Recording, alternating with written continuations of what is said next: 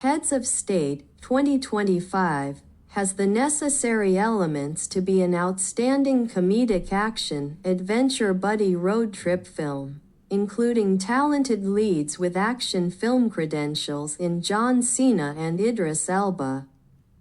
Decent fight choreography, car chases, pyrotechnics, and foreign locations. However, it lacks one element which has been essential in the success and popularity of many buddy road trip films: credible conflict between the leads. Consider Rain Man starring Tom Cruise and Dustin Hoffman, 48 Hours starring Nick Nolte and Eddie Murphy, Planes, Trains and Automobiles, 1987, starring Steve Martin and John Candy, and Midnight Run starring Robert De Niro and Charles Grodin. In each of these films, two flawed characters must make journeys of self-discovery partnered with somebody whom they dislike fairly intensely and become better persons through the experience. In Heads of State, U.S. President Derringer, Cena, and UK Prime Minister Clark, Elba, find one another a bit annoying and don't respect each other's styles, but it's not a fundamental hatred. The film could be highly relevant to current geopolitical conflicts. The United Kingdom and United States have much in common, but are at odds over the war in Ukraine, the war in Gaza, and globalist policies. But rather than exploring relevant ideological differences, the filmmakers make both men politically liberal, minimizing the potential for drama and conflict. The film starts strong with an intricate scene set in a massive food fight with overripe tomatoes featuring Priyanka Chopra Jonas. There is also an over-the-top scene starring Jack Quaid at a CIA safe house. Overall, the film scores high marks for its action scenes and production values.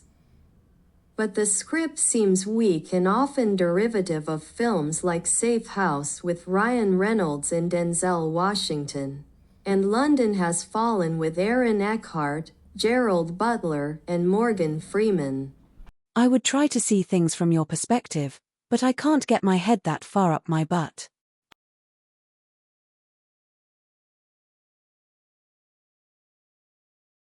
Like number 5, The Dancing Robot in Short Circuit, Ashley Wainwright craved input, fresh input.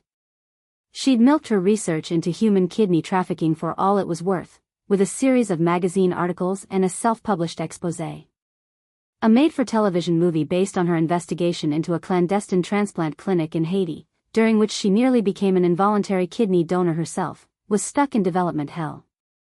Now she was back in La La Land, going stir-crazy. That was entirely unfair, she reproached herself. Chadwick's mansion was more palatial than penal. She'd seen the worst conditions imaginable in Haiti, and had even spent a brief period locked in a detention cell at the secret transplant clinic, which admittedly seemed more like a college dormitory, except for the bars. Still, the sense of confinement was overwhelming. She could fully sympathize with those movie criminals who declared they'd rather die than return to prison. She looked over at Chadwick, reclining in an Eames easy chair, reading the print edition of the Wall Street Journal. Like the leather and rosewood chair, he was a classic, dressed in a polo shirt and linen slacks with a razor-sharp crease. His quick smile, limpid blue eyes and mellifluous voice instantly put the people he met at ease. He was still quite handsome despite his age, with an aristocratic bearing, like an American Colin Firth or Jeremy Irons. When Thailand announces plans to destroy 2 tons of confiscated ivory, 2 computer geeks and a corrupt customs official hatch a plan to replace the ivory with 3D printed replicas. However, corrupt officials also plan to substitute fake tusks and trade the ivory for kidnapped Cambodian girls they will traffic to a Qatari brothel. When retired assassin Ice learns of this scheme, he delivers his own brand of vengeance, served ice cold.